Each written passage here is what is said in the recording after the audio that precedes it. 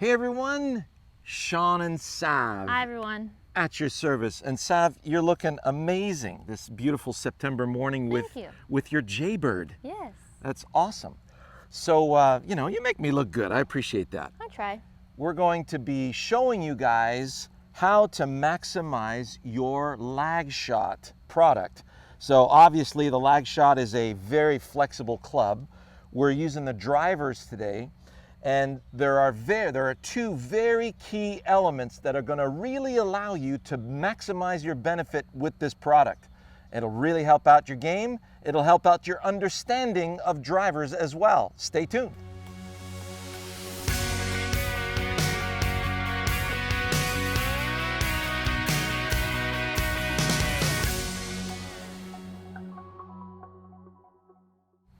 Now, right out of the gate, notice the difference between a driver and a wedge is a significant difference in distance, right? Yeah. So the distance between you and the ball changes, as well as the distance between your hands and your body. So if you could hold that, because it's a little dewy this morning. So if I swing back and through without stopping here with the wedge, notice where the club wants to brush the grass.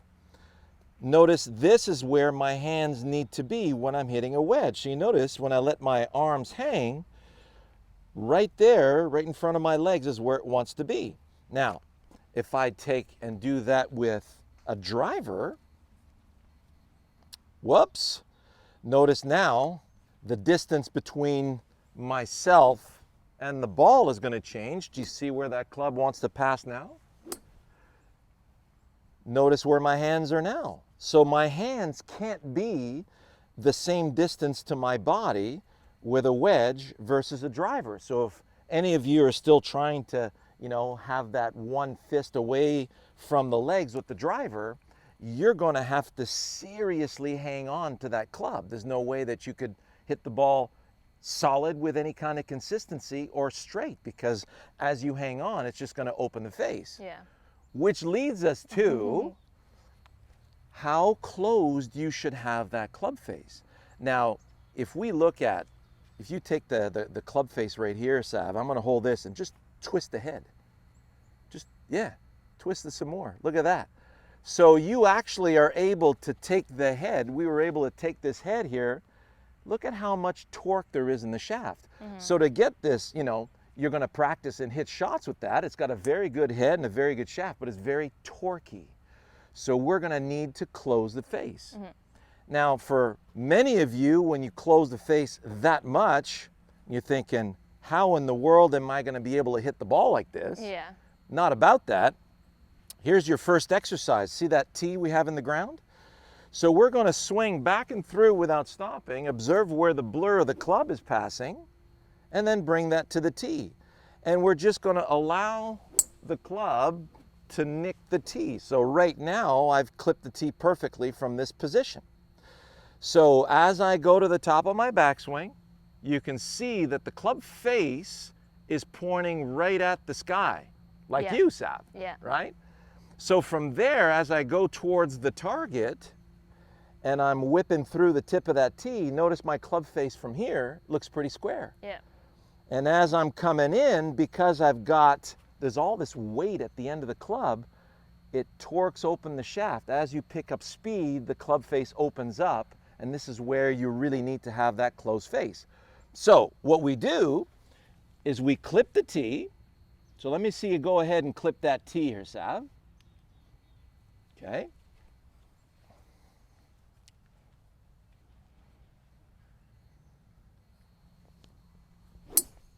Perfect, stay right there. So then you're gonna keep your eyes on the tee, and you're gonna focus on clipping the tee again. We're gonna close the face significantly. There we go. And then let it swing through that tee again. Wow, that's really good. Now that was an awesome shot. Started out just a little left, just between the trees and the flags, and it drew back beautifully toward the flags. Yeah. Notice how smooth she was able to swing. instinctively, you can't swing harshly with that, right? Yeah. So it's like, imagine a catapult. And you've got this really strong base, a really strong arm, and the arm that sends the boulder over the castle wall is made of rubber. Yeah. Well, you're going to have a hard time getting that boulder to go. So we have to do it gingerly, and this is where you're going to get your maximum benefit. So on a scale of 1 to 10, what would you say your effort level was? Like a 2. 2 maximum, Yeah. right? And however, it was full range of motion for you to benefit from that. Because you had full range of motion and you went at it smoothly, you engaged that wonderful kinetic chain, Yeah. and you loaded the shaft very gently. Yeah. So for all of you out there who tend to really, go after the ball aggressively, what you're basically doing is canceling that kinetic chain, and you're ruining the timing of the swing. Yeah. So if I get to the top of the backswing and I go hard, the brain doesn't have time to grab the ground and deliver my club towards the target. So when you're doing smoothly like you just did, let me see that one again.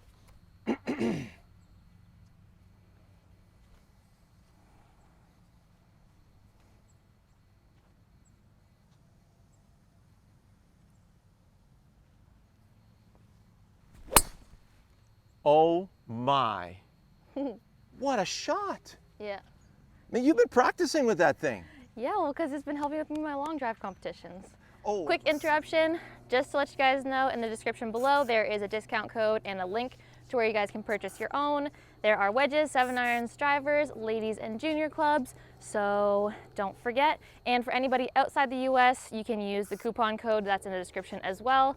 And let's get back to the video. So one of the major benefits for you, right, it's pretty funny. When Moo started playing, it was to keep you company.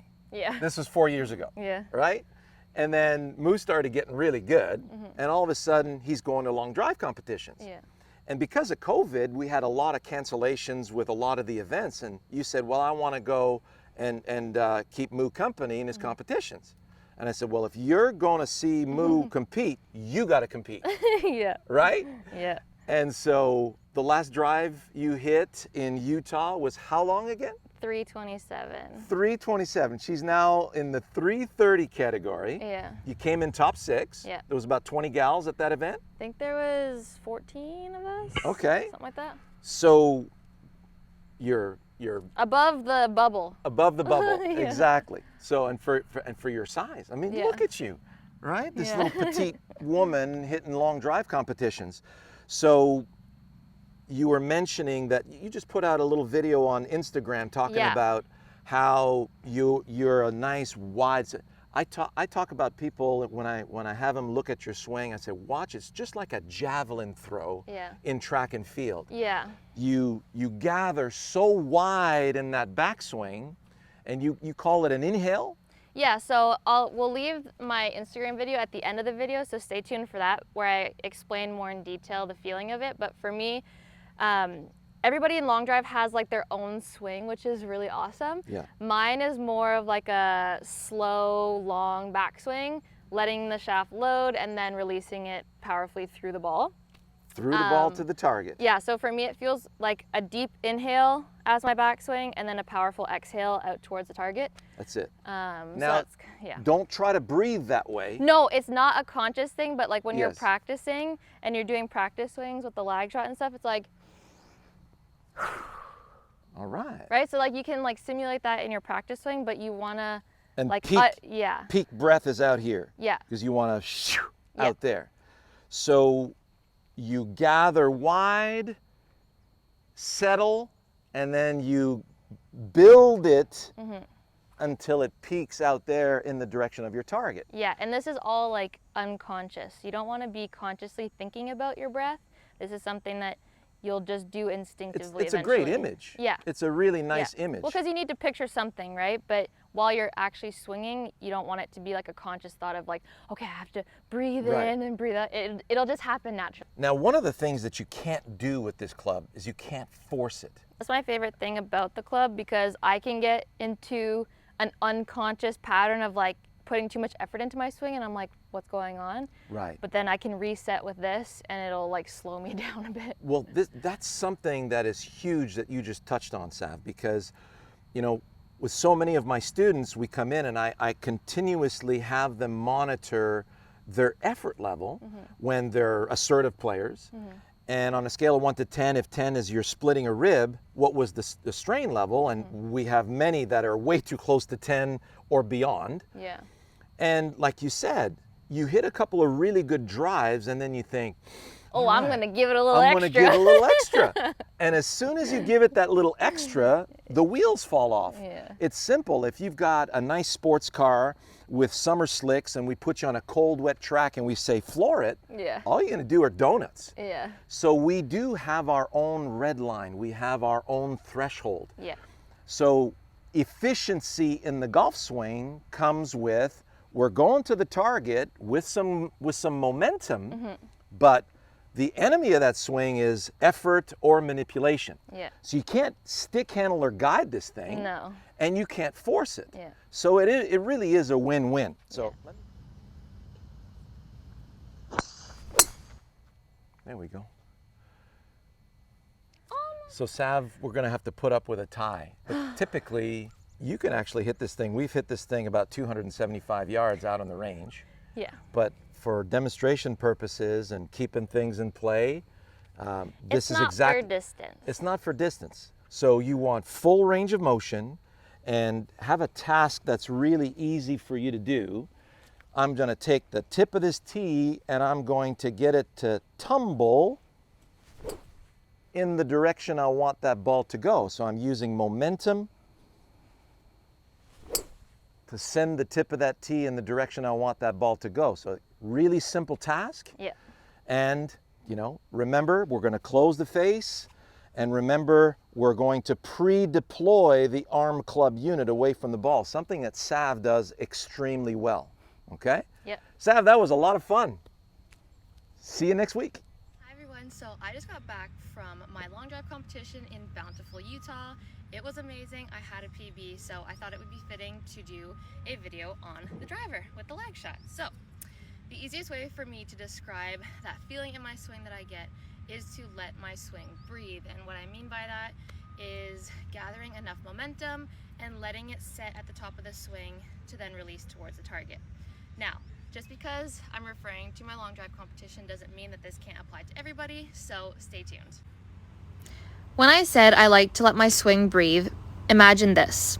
Your backswing is a long, deep inhale, and your through swing is a powerful exhale.